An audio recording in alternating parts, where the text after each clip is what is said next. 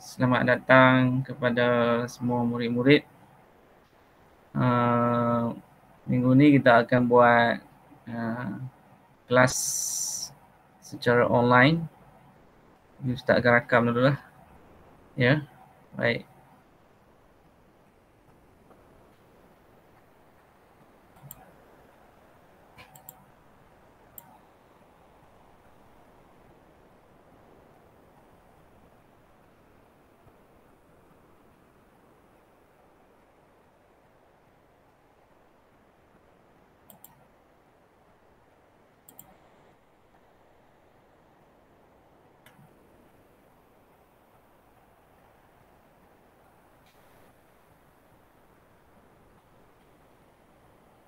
Kita akan pergi kepada PDPR, Pendidikan Islam tahun 5, bidang adab, unit yang ke-19. Tajuk dia ialah carilah keberkatan dalam jual beli. Okay, sebelum kita nak mulakan pelajaran kita hari ini, marilah kita sama-sama membaca doa terlebih dahulu agar majlis kita ini, pelajaran kita ini akan mendapat keberkatan daripada Allah Subhanahu Wa Taala. Semua ikut Ustaz baca ya. Bismillahirrahmanirrahim. Allahumma aftah alaina hikmataka wa ansur alaina min khazaini rahmatika ya arhamar rahimin. Rabbi zidni ilman warzuqni fahman. Rabbi shrah li sadri wa yassir li amri walhamdulillahi rabbil alamin.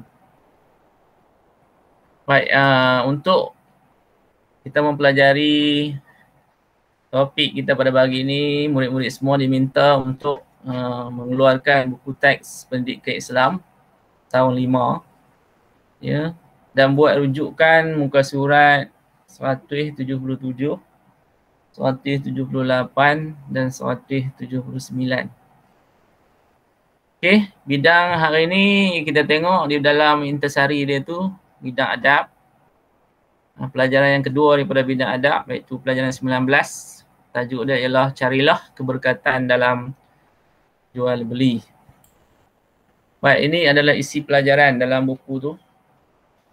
Muka surat 170 tu. Saya bagi rumusan sikit apa yang kita nak belajar hari ni. Yang pertama sekali kita akan belajar berkaitan dengan adab pembeli.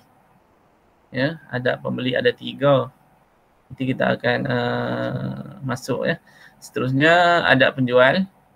Adab penjual ada 7 adab penjual.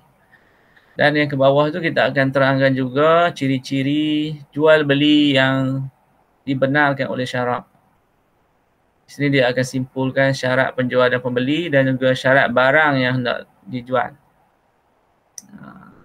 Seterusnya, kelebihan adab jual beli. Adab jual beli ada kelebihan dia. Lepas tu akibat tidak ataupun akibat mengabaikan adab jual beli. Okey, kita seterusnya kita pergi kepada isi utama pembelajaran kita hari ini. Saya bagi kamu 1 minit untuk nak melihat gambar yang diberikan dalam muka surat 177 ni. Ya, 1 minit, cuba teliti.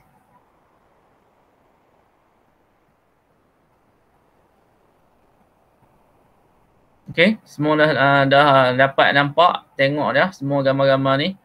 Okey, gambar ni menggambarkan situasi di mana? Di sebuah kedai. Di sebuah kedai buku. Ya. Dia fokus utama gambar ni ialah berkaitan dengan seorang penjual dan seorang pembeli. Okey, yang penjual ni apa yang dia sebut? Saya jual barang ini dengan harga RM50. Okey, lepas tu pula yang pembeli pula sebut saya beli. Jadi dua lafaz ini merupakan lafaz akad bagi jual beli. Itu saja yang ada dalam gambar ni. Dia nak menunjukkan situasi berlakunya proses jual beli. Okey, seterusnya. Seterusnya kita akan mempelajari secara jelas adab jual, adab pembeli, ya. Adab pembeli ni sini kecil, saya masukkan ke sini untuk mudah kita nak baca dan kita akan belajar sama-sama. Ya. Okey, adab pembeli. Apa yang perlu ada kepada adab pembeli? Yang pertama sekali, membeli dengan berhemah dan berjimat cermat. membeli dengan berhemah dan berjimat cermat. Maksudnya membeli dengan berhemah ni membeli benda-benda yang perlu dan berjimat cermat, jangan boros. Contohnya apa membeli yang berhemah? Kita nak beli benda-benda yang perlu sahaja. Tapi sejak tiba-tiba apabila kita pergi ke pasar raya, kita jumpa ada harga promosi, ada harga tawaran jualan harga murah, walaupun barang-barang tu kita tak perlu. Tapi kita beli. Itulah maksudnya pembelian yang tak berhemah. Tapi kita perlu apabila beli berhemah, kita beli benda-benda yang kita tak terganggu dengan harga promosi ataupun jualan tawaran harga murah yang diadakan di pasar raya. Okey, itu yang kedua. Yang kedua ialah membeli kerana keperluan. Membeli kerana keperluan. Jangan beli benda yang tak perlu. Ya. Baik, yang ketiga membuat bandingan harga sebelum beli. Membuat bandingan harga sebelum membeli. Apa maksud dia? Membuat bandingan harga sebelum membeli ialah kita apabila contohnya kita pergi ke pasar malam contohnya. Kita nak beli satu-satu barangan. Apabila kita pergi ke satu kedai, kita tak perlu beli lagi. Ya, kita tengok dulu, tanya dia kualiti dia, lepas tu harga dia. Lepas tu kita pergilah ke kedai-kedai lain, 2-3 buah kedai. Lepas kita dah pergi 2-3 buah kedai tu, kita buat perbandingan harga dari segi barang yang sama dan kualiti yang sama. Kita tengoklah harga mana yang lebih murah. Jadi kita belilah yang tu. Itu yang dimaksudkan dengan membuat bandingan harga sebelum membeli. Okey, seterusnya. Adab penjual pula. Ya. Adab penjual. Adab penjual ni yang pertamanya apa dia? Ada 8, 2, 4, 6, 7. Semua ada 7 adab penjual. Okey, yang pertama kita tengok satu-satu. Yang pertamanya ialah ikhlas. Seorang penjual mestilah ikhlas, jujur dan amanah. Sama lah ni. Ikhlas, jujur, amanah ni. Ya. Mesti ada pada seorang penjual. Yang kedua, tidak menipu timbangan. Jangan tipu timbangan atau tipu sukatan dan sebagainya. Dan yang ketiga, tidak menyorok barang. Tidak menyorok barang ya. Situasi yang macam mana menyorok barang ni? Apa tujuan dia? Menyorok barang ni ialah kita membeli barangan secara banyak, secara pukal, lepas tu kita simpan. Apa tujuan dia? Untuk kita tak jual. Apa tujuannya? Tujuannya ialah apabila semua barangan dah habis, kita ada stok yang banyak, maka kita pun boleh menjual dengan harga yang mahal, yang mahal lah. Jadi kita akan mendapat keuntungan yang berlebihan. Jadi tidak menyorok barang. Itu maksudnya tak menyorok barang. Tak boleh ya. Okey, seterusnya memberi layanan baik. Memberi layanan baik kepada pelanggan kita, bermanis muka dan berlemah lembut. Maksudnya kita tidak mewujudkan pertengkaran, kan? Apabila berlaku urusan jual beli ni macam-macam dia akan jadi, kan? Jadi kita perlulah bersabar dan bermanis muka serta berlemah lembut ketika bercakap. Baik, seterusnya bertolak ansur dengan pelanggan. Pelanggan ni kena tolak ansur. Kadang-kadang dia order yang lain, kita bagi yang lain. Kan, kadang-kadang dia order jenama lain, kita bagi dia jenama lain. Jadi akan berlaku perselisihan faham. Jadi perlu bertolak ansur. Dan seterusnya tidak mengambil keuntungan yang terlalu banyak. Ya, apa maksud tidak mengambil keuntungan terlalu banyak? Contohnya kita harga satu barang tu harga dia RM10 kita beli. Tapi kita jual dengan harga RM50. Jadi kita ambil keuntungan satu barang tu RM40. Itu maksud dia, tidak mengambil keuntungan yang terlalu banyak. Ya. Baik, seterusnya menjaga kepentingan pelanggan. Jagalah kepentingan pelanggan. Sebab pelanggan yang datang kedai kita tu dia membagi sumber rezeki kepada kita. Dia nak bagi duit kat kita, kan. Di dalam urusan jual beli itu adalah sedikit keuntungan untuk diri kita sendiri. Okey. Baik, seterusnya. Ciri-ciri jual beli yang dibenarkan oleh syarak. Ciri-ciri jual beli yang dibenarkan oleh syarak, ada penjual dan pembeli dan juga barang jualan. Jadi yang pertama sekali penjual dan pembeli. Kita tengok yang pertama, syarat untuk menjadi penjual dan pembeli ialah berakal. Maksudnya orang gila boleh beli ke? Tak boleh. Ataupun salah satu orang yang nak beli tu, penjual tu tak gila, pembeli yang gila. Boleh tak? Tak boleh juga. Mesti penjual dan pembeli berakal. Baik, tengok yang kedua, redha, bukan paksaan. Maksudnya penjual dan pembeli tu dia nak dan nak beli secara redha.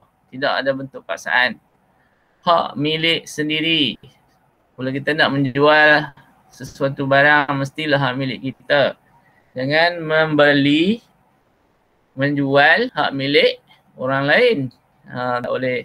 Tiada unsur rasuah, ya, tiada unsur rasuah, tidak monopoli, tidak monopoli barangan tu, dan seterusnya tidak ada unsur riba. Apa maksud unsur riba?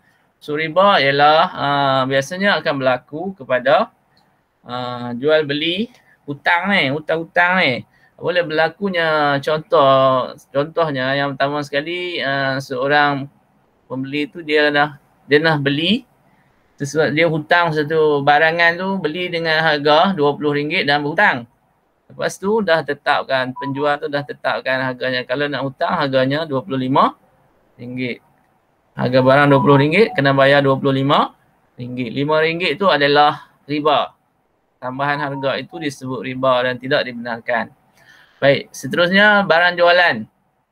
Barang jualan pula disyaratkan halal dan suci mengikut syarak. Maksudnya kita perlu menjual barang yang halal sahaja baru dah boleh, ya. Menjual barang yang halal, contohnya seperti lembu, daging lembu. Daging lembu tu pastilah daging lembu yang halal.